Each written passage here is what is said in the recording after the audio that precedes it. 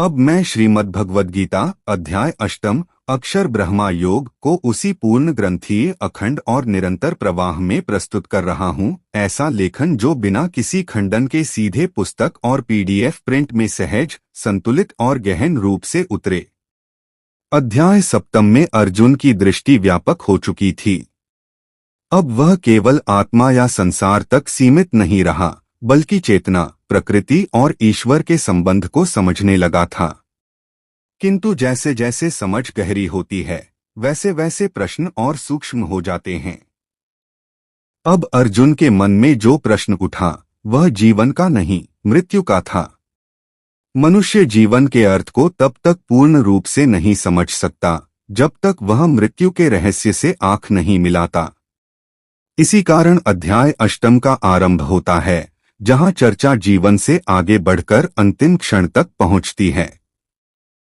अर्जुन पूछता है, ब्रह्मा क्या है, अध्यात्म क्या है, कर्म क्या है, अधिभूत, अधिदैव और अधियज्ञ क्या है, और सबसे महत्वपूर्ण प्रश्न यह कि मृत्यु के समय मनुष्य आपको कैसे जान सकता है। यह प्रश्न केवल दार्शनिक नहीं है, यह हर उस व्यक्ति का प्रश्न है जो सोचता है कि अंत में उसके साथ क्या जाएगा, धन, संबंध, स्मृति या कुछ और। गीता यहाँ स्पष्ट करती है कि मृत्यु कोई आकस्मिक घटना नहीं है, मृत्यु जीवन की ही दिशा का अंतिम बिंदु है।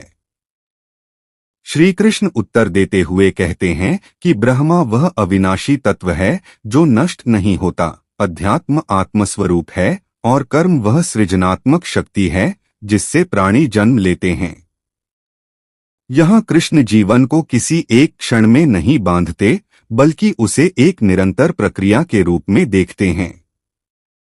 मनुष्य जो सोचता है, जो करता है, जो बनता है, वही उसकी मृत्यु को भी आकार देता है। आज के जीवन में भी यह सत्य उतना ही लागू होता है। जो व्यक्ति जीवन भर भय, लोभ और अशांति में जीता है, उसकी मृत्यु भी अशांत होती है, और जो व्यक्ति जीवन को समझ, संतुलन और साधना में जीता है, उसकी मृत्यु भी एक शांत संक्रमण बन जाती है।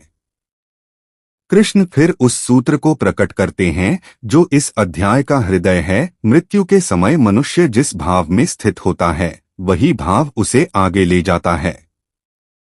यह कोई दैवी दंड या पुरस्कार की व्यवस्था नहीं है, यह चेतना का स्वाभाविक नियम है। जैसे जीवन भर का अभ्यास अंतिम परीक्षा में प्रकट होता है, वैसे ही जीवन भर की चेतना मृत्यु के